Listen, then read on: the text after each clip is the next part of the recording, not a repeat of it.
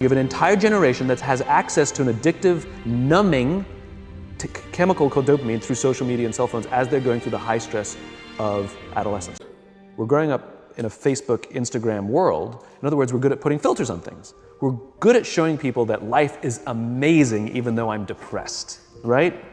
And so everybody sounds tough and everybody sounds like they got it all figured out. And the reality is there's very little toughness and most people don't have it figured out. And so when the more senior people say, well, what should we do? They sound like, this is what you gotta do.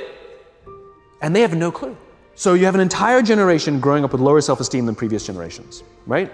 We know that engagement with social media and our cell phones releases a chemical called dopamine.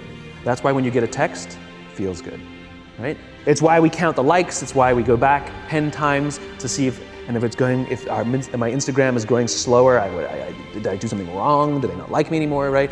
The trauma for young kids to be unfriended, right? Dopamine is the exact same chemical that makes us feel good when we smoke, when we drink, and when we gamble. In other words, it's highly, highly addictive.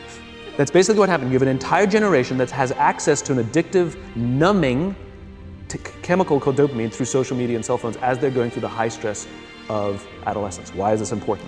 What's happening is because we're allowing unfettered access to these dopamine-producing devices and media, basically it's becoming hardwired, and what we're seeing is as they grow older, too many kids don't know how to form deep, meaningful relationships. They will admit that many of their friendships are superficial.